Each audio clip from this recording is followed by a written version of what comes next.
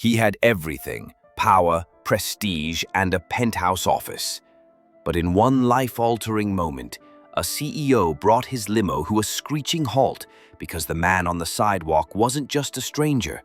He was a ghost from his past. The city was just waking up, its streets slowly filling with the usual rhythm of early morning. Cars lined up in predictable lanes, pedestrians hurried to work with coffee cups in hand, and the dull hum of urban life pulsed through every corner. Among it all, the luxury black limousine moved with quiet authority, gliding past traffic like it didn't belong to the same world. Behind tinted windows and polished doors, everything was as it always had been: orderly, scheduled, controlled. The route was familiar, almost sacred in its repetition. Same turns, same intersections, same red lights. Day after day, the view barely changed. A blur of steel, concrete, and forgotten people. Faces that appeared and disappeared like scenery. The man inside the limo never looked too long. Why would he? The outside world was just a backdrop to his success. But today, the pattern broke. It began with a flicker, something off in the corner of vision. A figure, slumped on the sidewalk near the underpass, head down, body wrapped in a filthy coat far too heavy for the season. At first, it was like every other homeless silhouette passed along the way, easy to ignore, part of the static. But then came a strange tug in the chest, a pause in thought. Something was familiar. The limo slowed slightly at the red light. For a moment, everything stilled. The world outside came into sharp focus. The man's face was barely visible beneath tangled hair and a weather-worn beard. But there was something in the posture, the way he sat, the shape of his hands. That was the moment the ordinary shattered. This wasn't just another passerby or a forgotten soul lost to the streets. There was a name attached to that face, one buried deep under years of success, deals, and meetings. A name that once echoed through shared dreams and all-night brainstorming sessions. It hit like a whisper first, then louder. A name that didn't belong on the sidewalk, but beside him, in meetings, in boardrooms, on magazine covers. But here he was, unrecognizable yet unmistakable. The limo rolled past slowly, but the image refused to fade. It clung to the mind like a haunting melody. The man inside the car didn't blink. For the first time in years, the view outside wasn't just a blur, it was a mirror. And in that reflection stood a question too heavy to ignore. How did someone who once stood beside him, full of fire and ambition, end up in the gutter of a city they were supposed to conquer together? It didn't make sense. The route had always been clean, safe, predictable, but now it felt exposed, cracked. The illusion of distance between success and despair had just been shattered by one face in a crowd.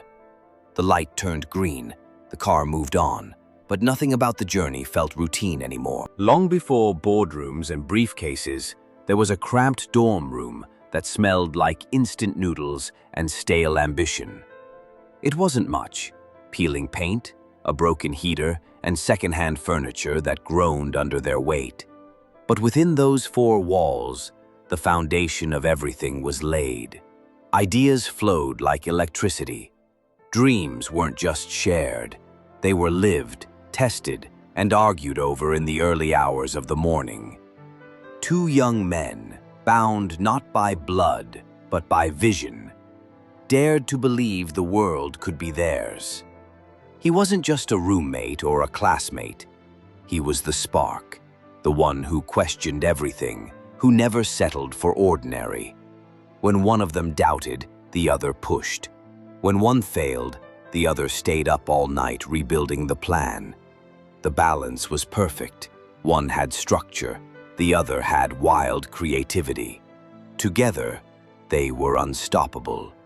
Not yet men of the world, but certainly boys with enough belief to burn down limits and light up possibilities.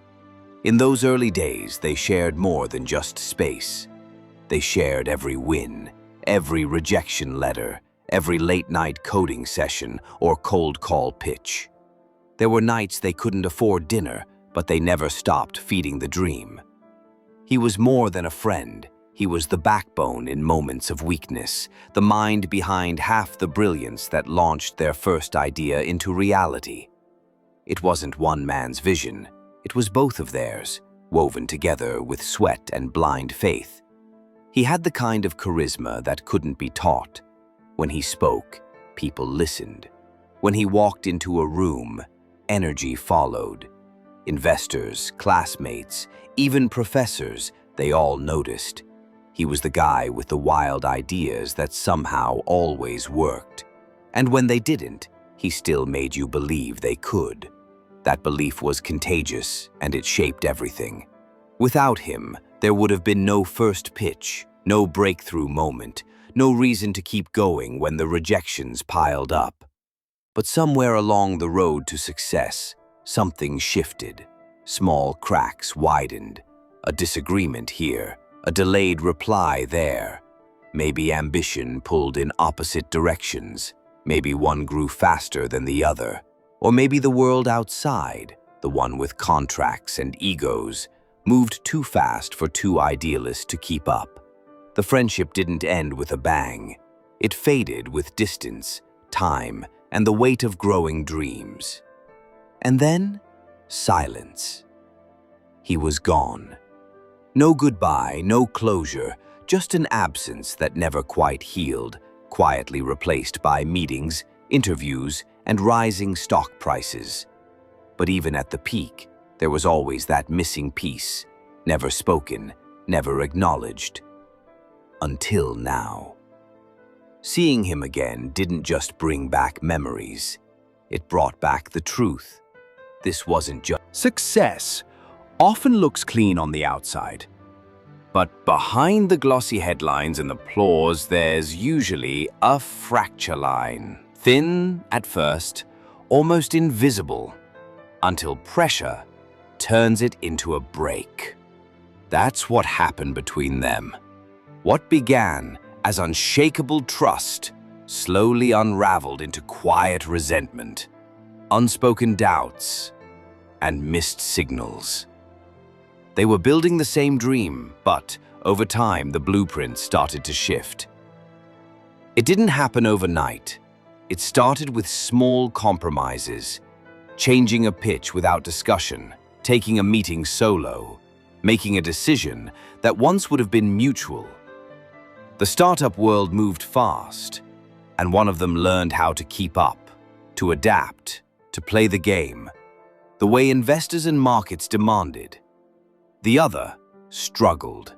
He held tighter to the original vision, more idealistic, less willing to bend. It wasn't that he lacked talent, he had plenty. But the world rewards those who fit its mold, not those who challenge it too loudly too often. Then came the breaking point. A major funding deal, the one that changed everything. Papers signed, terms accepted, and only one name on the dotted line. Maybe it was an oversight, maybe it was strategy, or maybe it was betrayal. To one, it felt like a natural evolution of leadership. To the other, it was abandonment, a theft of everything they'd built together. Words were exchanged, sharp, emotional, final. Trust dissolved in a matter of minutes. He walked away or was pushed out, depending on who told the story. After that, the silence was permanent. One went on to grow the company into a giant, a name whispered with respect in boardrooms and business schools. The other disappeared from the industry entirely. Rumors swirled. Failed ventures, mounting debt, a bad breakup, mental health struggles. Whatever the truth, no one looked for it too hard. In the business world, people fall all the time. It's easier not to ask why. He slipped through the cracks of a system that only remembers winners. Connections dried up, friends grew scarce. Pride kept him from reaching out, and shame kept others from helping. The man who once inspired innovation and brilliance became a ghost in the very city they had once set out to conquer.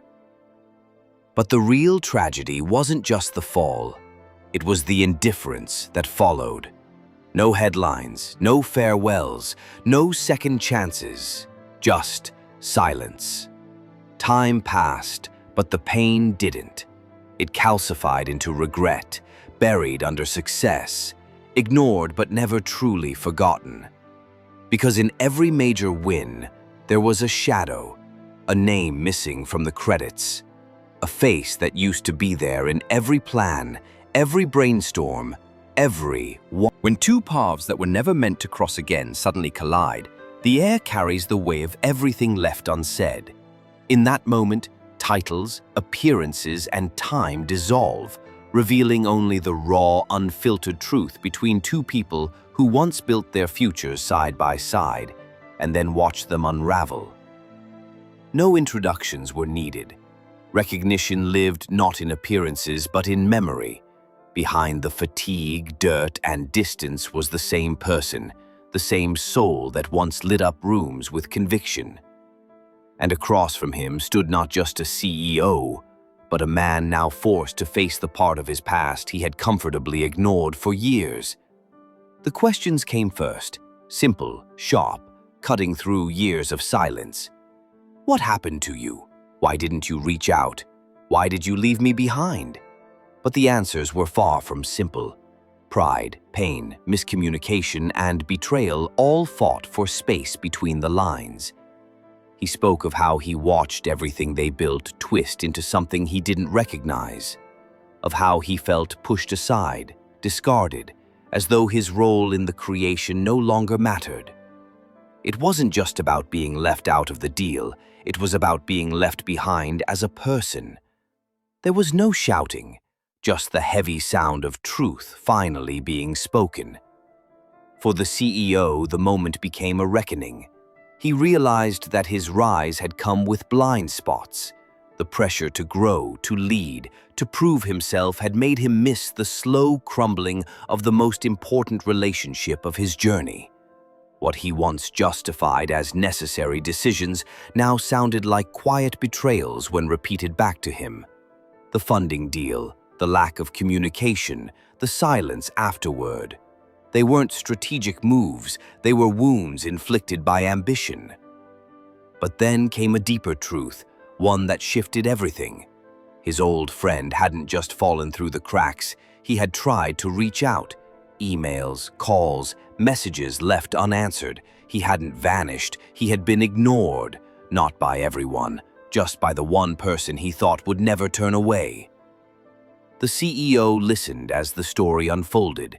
Couch surfing after burning through savings, a failed startup built in desperation, the spiral into depression, and finally the quiet acceptance of being forgotten. It wasn't just about business. It was about friendship, trust, and the devastating cost of silence. And yet, despite it all, there wasn't hatred in his voice, just exhaustion, and a strange kind of peace that came from finally being seen again. What began as a chance encounter became a mirror, forcing them both to confront who they had become and who they had lost along the way. The confrontation didn't offer closure, it offered clarity. Two men, standing in the aftermath of a dream once shared, now faced the truth not to rewrite the past, but to finally acknowledge it. And in the quiet after truth, a choice remained: rebuild what was lost or leave it buried. Redemption meant more than charity. It meant humility, accountability, and rewriting the future together. Regret meant carrying the weight of silence, knowing success came at the cost of a brotherhood once sacred. Whether he extended a hand or turned away, the moment left a permanent mark. It wasn't the balance sheet or accolades that would define him now. It was this intersection of past and present. Legacy, he realized, wasn't built in boardrooms. It was shaped in moments like this, where humanity demanded to be seen.